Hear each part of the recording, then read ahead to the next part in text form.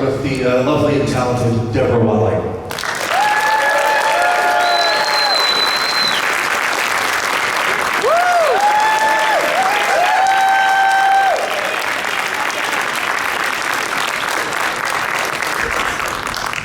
And next, also here, it was good to have her as well, all the way from France, Wendy Padbury.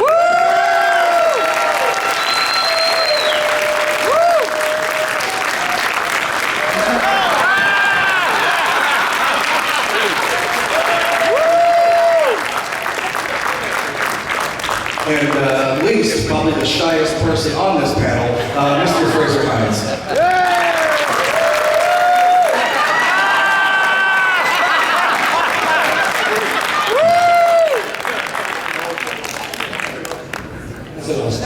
You know you're going to have to clean that up.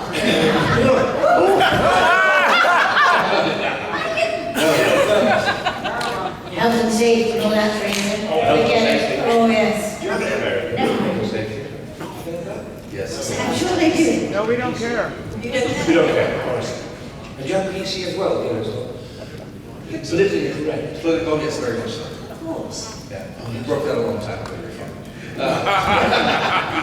So I want to start with a question for the ladies, for both of you. When you were playing your parts on Doctor Who, obviously it's the 60s, it's a whole new era with a lot of different social things going on. How much attention did you guys, were you allowed to pay towards making your character develop in a way that made your women that you portrayed be independent and spirited? Victoria was never independent. Let's face that. So you never had any chance to... No, the lines were there, they were written for you. Yours will agree, and you couldn't really change it. That was it. If you thought, oh dear, I don't really want to say this line, it's not me, not Victoria. I used to go to Pat and say, Pat, can you help me go, please? And he would. That was brilliant. But in my days, as I say, I was a Victorian character, and I couldn't do that much. But Tardis could with Zoe, couldn't you? Well, yeah, because she was so completely different to Victoria, that she was this bright, clever woman, girl. And again, as Deb said, the character was written, was on the page, pretty much had to say the lines, really. Apart from anything else, we didn't have time to do much else in those days, did we? So there was time throughout the series to develop your character a little, but generally the character was there on the page. So it was, yeah, she was pretty strong for as a 60s character. But with Victoria, I tried to make her not a wimp. I wanted to build her up a bit, be a bit of a tomboy, but one part in two, she actually held a gun. I thought, this is great. This is wonderful. She did, actually. Yes, she did. She could have been awful, but I think I got away with it. I did. But one thing, Patrick, it was Patrick's idea, when he did a read-through before each episode, he said, speak slowly. Because if we all speak naturally, and they run down the corridor, suddenly the show's only 20 minutes long, and the writer will think, oh, we'll have to add another 4 minutes. So he said, speak slowly, otherwise we'll give another bloody scene for that.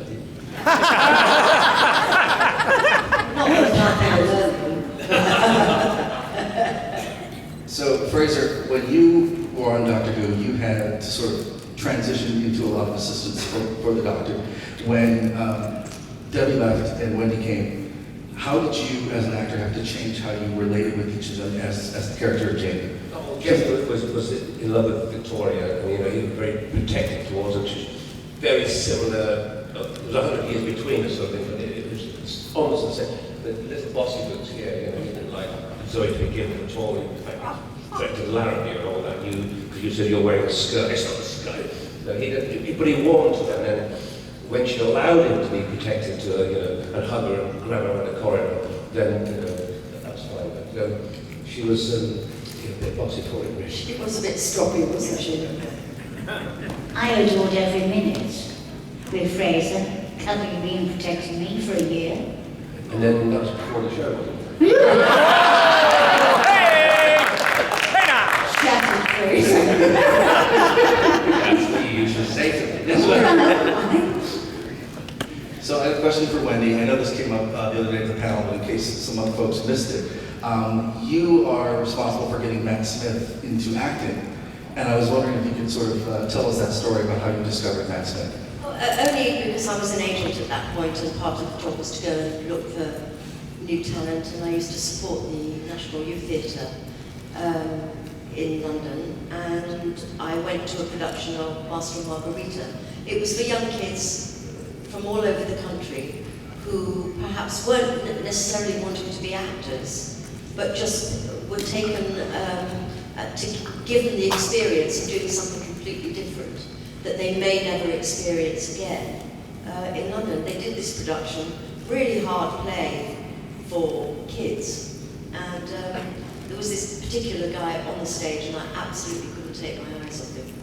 And so afterwards I went up to him and said, you know, I don't know whether you want to be an actor or not, but I'm an agent, and I'd be thrilled if you are interested in having a chat with you with regard to representation. And he said, well, thank you very much. And then he phoned the next day, and then he came in a couple of days later, and it was just amazing, actually. Had the ability to look at, it's very nice for women, Debs, you all know this, when you're talking to a chap and you're the only person in the room, it's just all, he has a sort of magnetism. And anyway, he came, I was his agent, and then, as often happens, and you know this, it's a lot of luck. The next day I got a call from a casting director at the Royal Court, and they'd been looking for someone who could play, someone older, but who could play a 50, 60-year-old, New York accent actually, for this play at the Royal Court. And I said, and she said, have you got anybody? And I said, yeah, Matt Smith. And she said, I have no idea who that is. And I said, well, you won't, because I only took him on yesterday. So they had him in for an interview, and on the Monday morning, she phoned me and said he was absolutely sensational, and he got the part, and the rest is history, really. He went on to work more and more. I took lots and lots of casting directors to see that production, and then subsequent productions, and then he did a television with Billy, and Shadow in the North. They were all the casting directors were saying, I want to get him his first television. No, I want to get him his first television. And so they all recognised in Matt that he was somebody quite special. So imagine my surprise when years after I'd retired and Matt had obviously gone to another agent, somebody phoned me and said, you'll never believe who's going to play the Doctor. Matt Smith. It was quite amazing. But he was I wonder whether I saw a little bit of Pat, maybe, in him at that point, I don't know. But there was certainly something about him that was mesmerising. And I know fans were worried about him being young, but I really liked him as the Doctor. I don't know about you.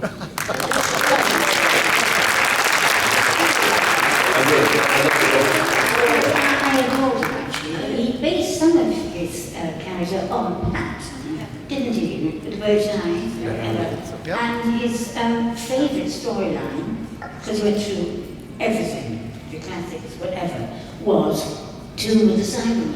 He absolutely adored us. That's great. Have you met him since? Yeah, at the Excel. Yeah, it was great. We had a really nice few minutes together, because the powers of the BBC said, oh, I don't know whether we'll be able to meet him, he's terribly busy. It's like, I'm busy, really? I'd really like to say hello to him. So it was a bit of a struggle to get to see him, but I did get there, and his mum and dad were there. And they said, we've got the letters still that you wrote to his university, because the university was at university, they wouldn't let him off to do this play. It was only 6 weeks, and he promised that he'd do the work and catch up. And I wrote a letter saying, please let me go, because it's an amazing first job for someone who's going to be an extremely successful actor. So please, please, please let him off. And they did in the end, and apparently his mum and dad have still got the letter. Yeah. Would you like to be my agent? So Debbie, I wanted to ask you what it was like working with your father, Jack, for 2 stories. That must have been an incredibly great experience to have on Doctor Who. Yes, it was amazing actually. I have a little story to tell you. When I was in Who, of course, we got the scripts like 6 weeks before to read the storylines. And I flipped through it and I saw the part of Professor Travers. And I thought, wow, Dad could play that. You know, bit of makeup, well, make him a bit older. And I was thinking at the time, and I went to Innes Lloyd, the then producer, and I went, Innes, how about my dad? Yeah, did Professor Travers. And he went, yeah, when you get home, ask him if he wants to do it. And I went, okay, fine. So I was very excited, as you can imagine. And I went home, and there was Dad in the sitting room, reading his paper. And I went, Daddy, I've got great news for you. Oh, you'll love this. How do you fancy working with me, Fraser, and Pat for 6 weeks? You know, it'd be brilliant, wouldn't it? And he put his paper down and said, I'll think about it. And I said, you will not think about it, you will do it. So he did, and he actually came in, and we were sort of like a family, weren't we? It was weird, wasn't it, with my dad? I mean, you adored him. Oh, it was a lovely man. In fact, we ganged up on you when you were in that trance, in this rehearsal room, which is the church hall, and we had to go behind, and you were in a trance, and we had to go clap our hands, clap, clap, clap. No, she wouldn't come out of this trance. So we looked at each other. There was a big tin trunk full of nuts and bolts and They were props. coming up behind me, So so we like kept that. behind, and we just dropped this.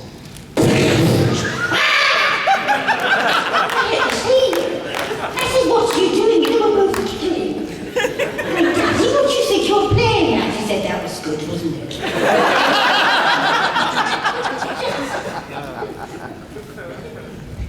He fit it straight in into the gang and fooling around and messing around. And the other thing was that he wasn't written into the next storyline about the Yetis. Innes and everyone thought he was so good, bring him back. And that's how we got the next one. They didn't want him to leave. And I didn't either. But I must admit, being on film with my dad was amazing. It really was. But we got on just like that. It was just like, you know, Father was there playing Professor Travers. And when I actually saw, we went to this Soho Theatre, didn't we? And Web of Fear, one story. And I looked, and all of a sudden, my father came onto the screen. And I went, bless him. That was brilliant. I've got that memory. And I've got the tapes, etc., etc. So I'm very, very privileged. Anytime I can put a DVD on, and there's my dad. Brilliant. Because a lot of the guys here,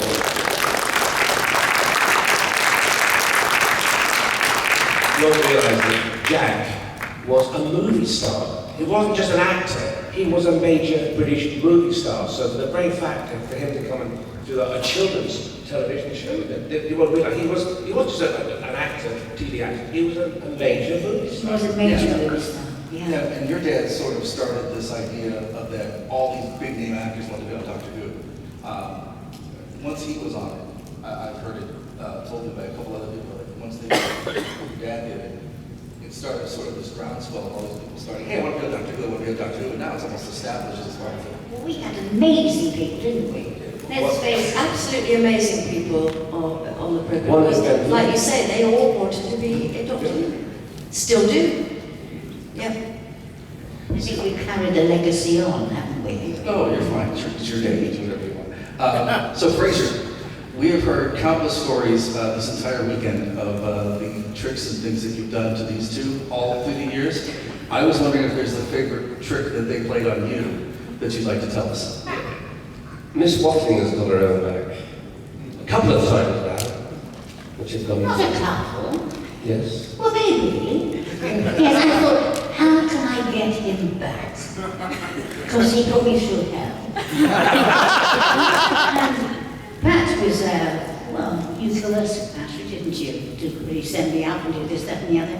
So at one point, I was doing a convention in Liverpool at a Holiday Inn many years ago. And we were on the panel, and I knew there were two Simon, right, other side of the room. And I thought, hang on, I've got an idea. Now, Fraser, preempt this, likes his clothes. Okay? Fine. Anyway, I went up to these guys and I said, excuse me, we're doing this panel. Now, halfway through, if I give you the wink, you start coming towards us. And I said, you're going to have this squirty foam, right? Let's call it funny foam over here. Thank you, silly string. Yeah, we do that.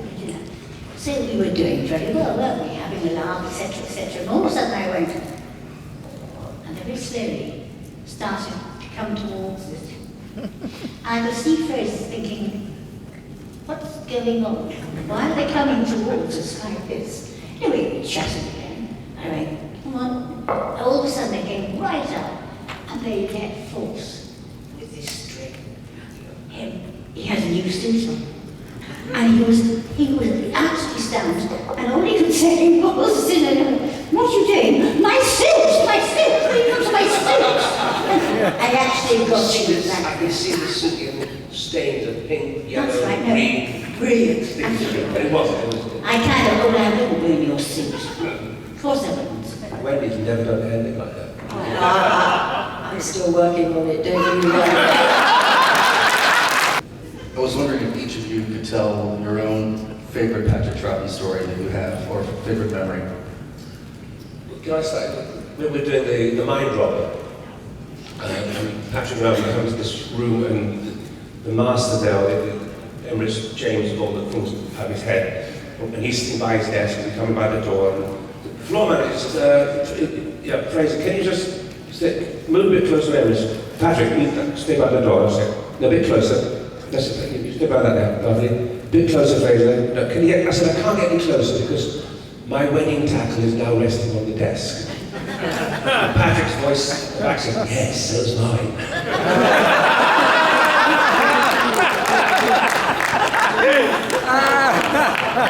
Was that Mind Robber, did you say? Was that in Mind Robber? Where was I then? I don't remember that.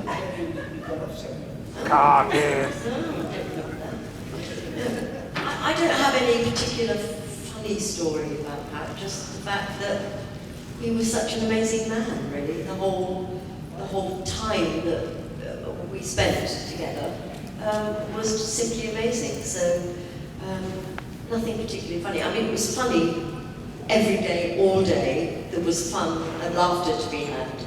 But he was just, apart from being an amazing actor, a really amazing man. So it was a privilege, absolute privilege, to work with him. I don't have any funny stories really. I just remember the man who was, to me, absolutely brilliant, to all of us actually. Like a mentor, you can say that, couldn't you? And you worked with him. I don't know what it was, something happened. He was a man unto his own, isn't it? There's nobody else like him at all. Nobody would be like him. The story thing is, he always thought he was a jobbing actor. He always said to me, Deb, I'm a jobbing actor. I said, no, you're not a jobbing actor. You're absolutely brilliant. But he was a very close man, wasn't he? Quite insecure. He didn't like press, nothing like that at all. He shied away from newspaper interviews. But I got very, very fond of him over the year, I did. And he became like a second father, really, part of the family, as did this one, didn't you? You got the other side of lunch to your house. Didn't I used to go by the beach? Where was that place by the beach? Southall. That's right, you did. You came on holiday with me. Yes. That's right. Yes. Yeah, we were great mates. He did something terrible. He did. Shut it. No. My father was playing in the West End and he had to commute to Southwold.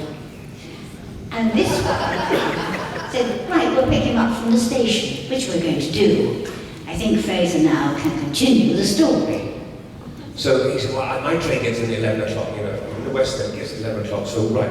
So the two of us got to the station and went to the station master, said, Mr. Watt, Mr. Chatwatt, no, he isn't, we'll give him this note.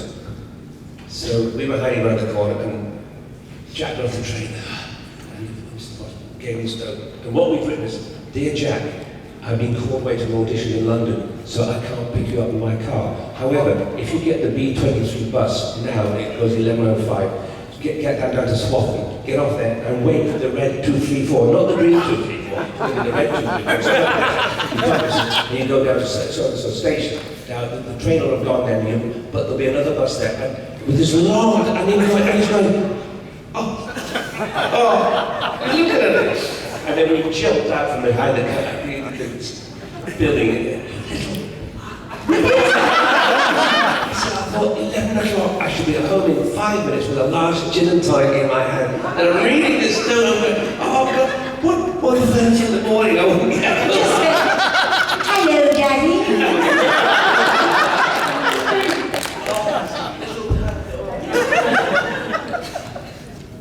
Well, favourite doctor of all time is easy for me, and I bet. And me. It has to be Patrick. Strawberry Patrick. Yeah, Patrick. Thank you.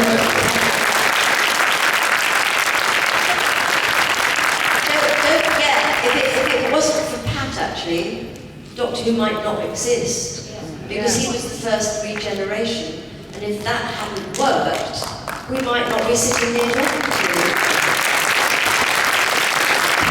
It's great to see so many Patricks. You see Colin Baker, but when you see so many Patricks, you think, yeah, good, you think my doctor was cool. Yeah. Can I say something? When our episodes were discovered, I realised that when I went to conventions, as you say, there were so many Patricks. And I thought, well, this must have inspired somebody to do this. And, you know, he's still here with us, thank goodness. And you still remember him. Without you, he'd be lost. So I think it's brilliant what you're doing. Thank you very much.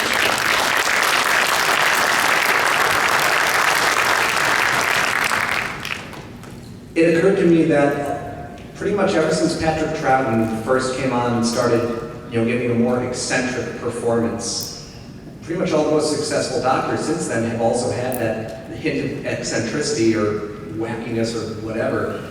Did it ever feel like sort of a risk adding, having that eccentric performance for this character where it hadn't been before? Like, did it ever come up that maybe you weren't going in the right direction, or were you sure of it the whole time? Well, he'd done a couple of stories before me, so when I kind of joined, he was still slightly finding his feet, but he had done those extra 2 stories. But whatever, it something happened upstairs, in the producer's office. We weren't party to it. If they had Patrick upstairs after rehearsal or an episode, don't play it like this or play it more like that. I don't know, but there was never any sort of play it more like this Patrick, play it less like that. There was never that sort of thing. Well, I know some are more eccentric, give a more eccentric performance than others, but nonetheless, I think that each actor that's been played so far, that's played the Doctor, has brought something unique and marvellous to the character, actually. So I think, I think you can see Pat's eccentricity perhaps in a few other Doctors, but I think they're all pretty cool. I think they're all pretty cool, don't you? My question is, if you were able to redo one of your serials with Doctor Who's budget and technology today, what would you do? Oh, that's Great interesting. question. Well, I know what, but the thing is, when I watched the very first episode when it came back, my mouth dropped open because I certainly had Tardis envy. It's got stairs and everything. I mean, we barely had enough room to swing a cat in ours. So actually, it wouldn't matter what story, as long as I could have a big TARDIS to do it. Yes, good point. Yeah, I think any of the stories, because we love doing all the stories, but that's on a budget. Actually, Mind Robber as well, with a bigger budget, the forest of trees might look a bit better and less wobbly. I'm not sure. That might be good with a big budget. It's not about the budget, really, is it? It's about the story. The Any of the world would probably fly to Australia to do it, wouldn't we? Yeah, we We'd would be on a now. real Australian But beach. we weren't, we were on a beach, In living Margate. beach in Margate, which was becoming freezing. But you know, it had to look good, didn't it? We did it there. And the part when Pat actually ran into the water, taking his clothes off, he didn't actually warn us, really. And so, went, right, action, and he went. He took all his clothes off, apart from the long johns, whatever, and he's going, oh yeah, up and that. He was absolutely freezing. I said, he must be freezing, you'll catch your death, I think I said. And he came out, and he went, that was good. And I remember one point that when he put his clothes back on, the long johns were dry. Yes, the long johns were dry. So, yeah, that was his idea, actually. He always used to come up with these sort of things, didn't he? Yeah, and the directors went along as well. They didn't think we were fooling around, we were bringing something to the show. But, last question. Oh, I love that. I'm sorry. Can I just... when we saw Tomb, like you and Pat going into the tomb and I was behind you, you never told me what you were going to do. No, sorry. Do you remember? Morris Barry would Oh, dear. never, you know, we had this idea of saying, come along Victoria and get in the hand. Because it was suggested that no, Morris Barry would have said no. So we waited till the take. Then we said, come along Victoria. And that's why our hands are slightly high, because we didn't know where they were cutting them on the shot. We dared say how far you cut or how low. There's not a rat, so we just that's why our hands are quite high. Stop it, either. That's right, yes. They didn't tell me they were going to do that. They clasped each other's hands. I thought, what's going on now? Let's you kept going, you kept going. I kept going, oh yes, didn't cause still no. Thank you. Hello. Hello. If you two, all three of you had to switch characters with one of the other two, who would it be and why? Well done. I think actually, I We might both- play her. Really? Yeah, I would. Zoe. I thought we'd both want to be Fraser. I mean, Jane. Don't expect me. We'd look better in a kilt. Yeah.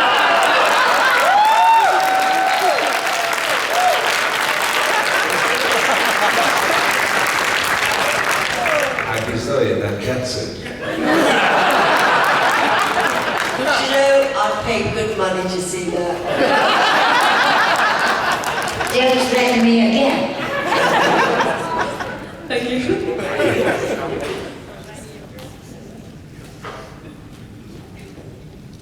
I You guys actually, stay in touch with Patrick after he left the show or after you left the show? I usually after we left the show, you have to be, yes, contact. Yeah, he was in the movie Exorcist. And Yeah, I didn't- saw that, and I thought it was absolutely brilliant. No, he didn't talk to me about that. I lost touch with Patrick a bit. I was doing something, you were in the show, etc. I used to meet him sometimes at the BBC Centre. That was lovely, you and Fraser, or him and Fraser. Then we did have communication, of course. He used to ring me up, and we'd chat. What are you doing? And I went, yeah, I'm doing this, that's what, or I'm out of work. What am I doing here? And he was always on my case. He was a great mate, as he was to you, wasn't he? Yeah, I used to see him quite a lot after, actually, because we lived round the corner from each other. And so I used to have tea with him and the family a lot, very often. One of his families, that is, you know. Yes, I saw him quite a lot. He used to be. It was Pat was the one that phoned me up and said, I've got a confession to make. And I said, what's that? And he said, I've been to a convention. And I said, you're joking. And he said, no, I've got another confession to make. And I said, what's that? And he said, I loved it. So, because he was so private that you would imagine that the convention scene would not be his thing, really, but he absolutely loved them. Yeah. I used to play golf with him, at the Stage Golfing Society. And then I was doing this soap called Emmerdale Farm, and there was a character in it called Old Trass that came into sort of an old tramp. I know the ideal person to play that, Patrick Troy. And the producer said no. I said, He's a good, I've heard about you fooling around on Doctor Who sets. We've got a crack show. They thought we'd be fooling around on them. Are you serious? They said, no, you fool around too much on the set. So you never did it? Oh. Legendary. I think that's terrible. Yeah. Thank you. Thank you very much. Thank you. Hello, as you have said, there's a lot of great love for the Troughton era, and I think there's a lot of people who would love to see any of you as guest spot in the new series. If you were asked, what would you think? Yeah.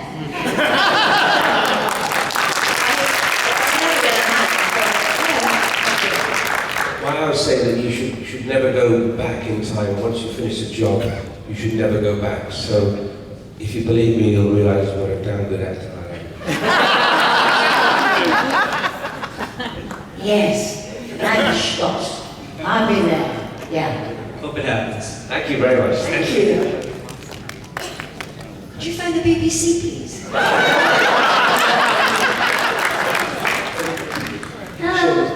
We'll just tweet. I remember you saying that they never let you redo scenes. Was there ever any scene where you messed up so badly that they let you do it, or never?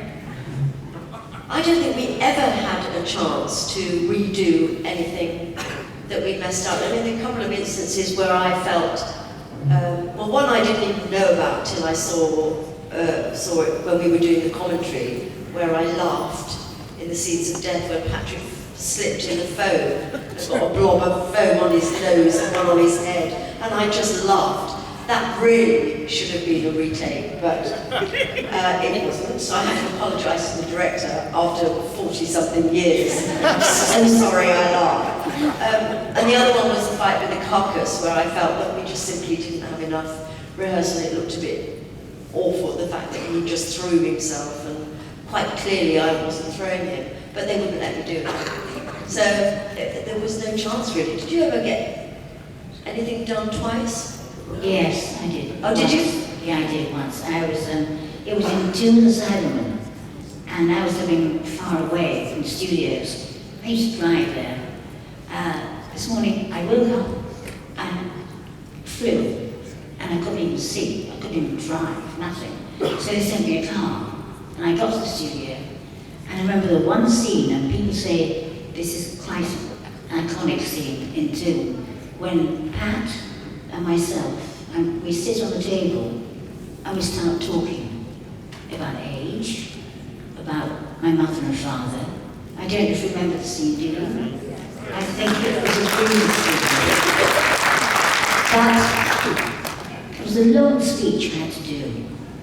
And I don't know why. I think you were under the table. I don't know why you were. Yes, under the table. So I get through the scene, and on the last line, I fluff. I'm going, oh no, because I'm pouring now. And all this one can do under the table is laugh. I killed it. So we had to do the whole scene again. And I made it the second time. And I'm so proud of that scene. It's one of my favorites. Yeah.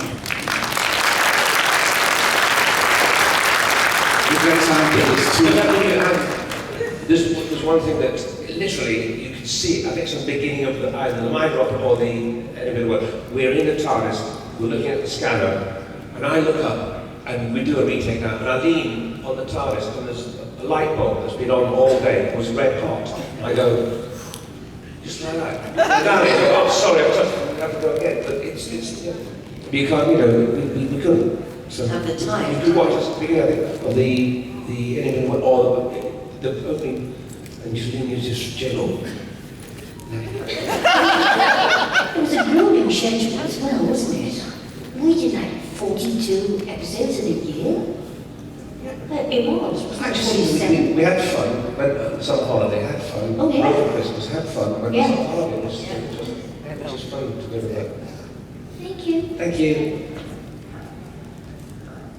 Hello. They've kind of slowed down on the line of the action figures now, but have any of you ever been approached about your likenesses for action figures?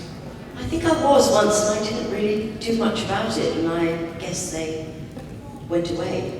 didn't ask again, so I was a bit slow there. There was supposed to be a Jamie figure this year, and then it's been put back because they're going to do somebody who's current at the moment. They said it'll probably be next year now. It has been a long time. The fans have been wanting it, but they've had pennies and kneelers and stuff, but no Jamies. Aww. Sadder than that. No Victorias. I was approached, but it all went, I don't know, nobody else approached me again. So I have no idea what's happening. Maybe, one day. But I don't think I'm that bothered. Not really. Pick one of the missing episodes for people to see that they can't right now. What would it be? Fury from the Deep. Highlanders.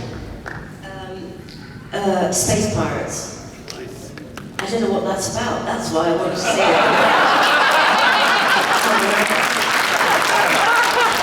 So once again, please give